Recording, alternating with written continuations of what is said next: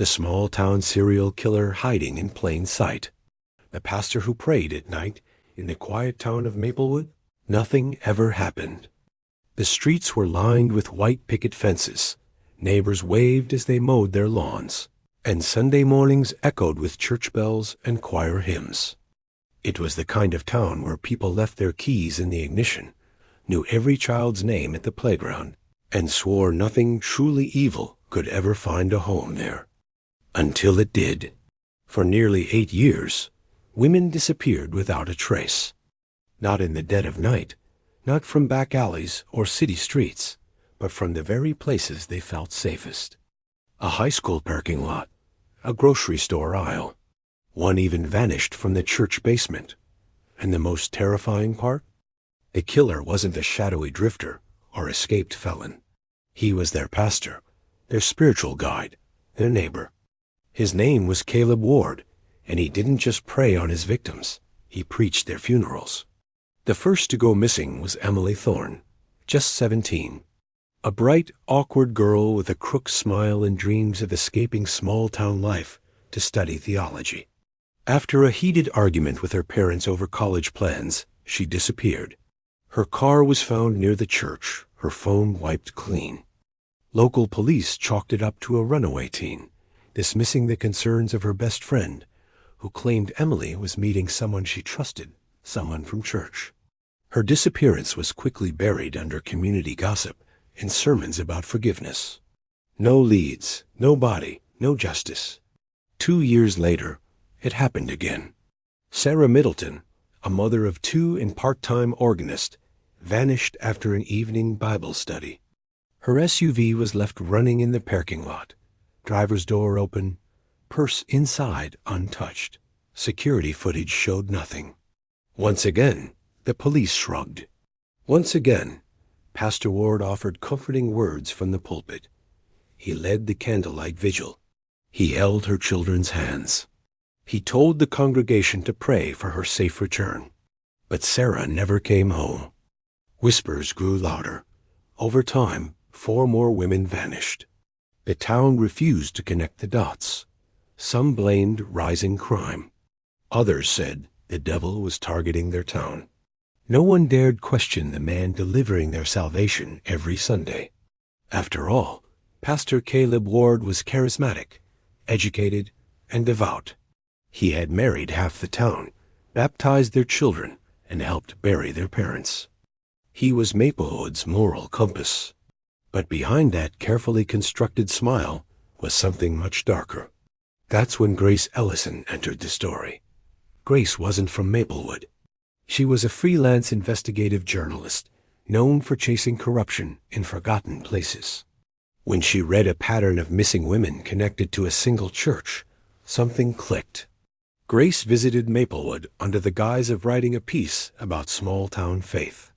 She joined services at Pastor Ward's church, made friends, and observed. And what she saw chilled her. The way Caleb locked eyes with certain women. How he touched their shoulders just a second too long. How no one questioned him. But it wasn't enough to accuse a man with no record and a perfect reputation. Grace began digging. Church records, local newspaper archives, sermon transcripts. She found eerie consistencies. Each woman who disappeared had private counseling sessions with Pastor Ward before vanishing. She requested access to the church's private surveillance footage, but was denied. She requested interviews, stonewalled. Even members of the congregation warned her to back off. Pastor Ward is a good man, one woman told her. Don't stir trouble. That kind of talk can destroy a community.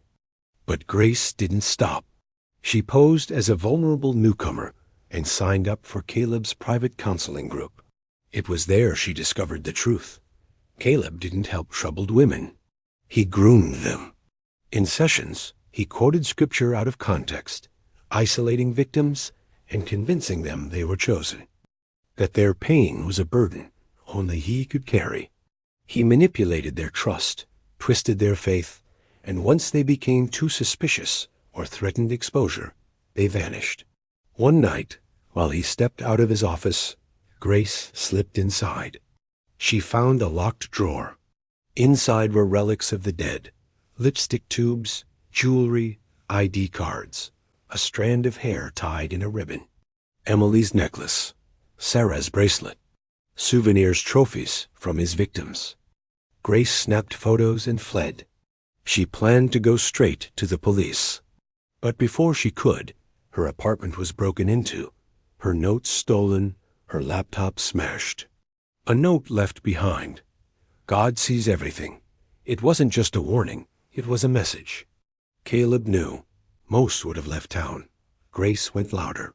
She released the photos, posted the evidence online, wrote a damning article naming Caleb Ward as a predator hiding in plain sight. It exploded. Overnight, the town became national news. Some residents defended him. Others turned on him instantly. Protests formed outside the church. News vans flooded Maplewood. Pastor Ward, looking every bit the innocent martyr, cried on television, quoted scripture, called it a spiritual attack. But the raid sealed his fate. With media attention at its peak, state police raided the church. In the basement, behind a false wall in the confessional booth, they found Caleb's sanctuary of secrets. Dozens of labeled folders, each marked with a woman's name. Photos, journal entries, hair samples, location coordinates. Some folders were still blank, labeled only with first names. Names of women still alive. 7 confirmed victims, all murdered. Most buried in remote wooded areas around the county places Caleb had visited during mission work. But the journal entries hinted at more. Women from neighboring towns, from conferences, from online forums. Caleb Ward wasn't just a small-town killer. He was a traveling predator. In custody, he refused to speak to anyone but clergy. When asked by investigators why he did it, he smiled and said, "The Lord works in mysterious ways." The sheriff resigned within a week. Investigations into his ties to Ward unearthed years of ignored tips and buried reports. Members of the congregation wept, betrayed and humiliated. They had trusted a monster. They had embraced him. Grace Ellison's article won national awards. She was offered book deals, television interviews. But she never returned to Maplewood. Not because she feared retaliation, but because the ghosts there were too loud. Too many unanswered questions. Too many what-ifs. And Pastor Caleb? He awaits sentencing in a maximum security prison. Still quoting the Bible. Still insisting he was doing God's work. But some investigators believe he never acted alone. That others in the church knew, maybe even helped. That evil like this doesn't bloom in silence unless it's watered. And maybe the scariest part isn't that Caleb got away with it for so long. It's that he was everything Maplewood wanted him to be. Trusted, respected, a leader. Because sometimes the most terrifying monsters aren't the ones who hide in shadows. Sometimes they stand at the altar, dressed in robes, with a Bible in one hand and a shovel in the other. If this story chilled you to your core, imagine how many more are still hidden. Click the like button to help us keep telling the stories the mainstream won't. Subscribe for weekly crime cases, and comment below.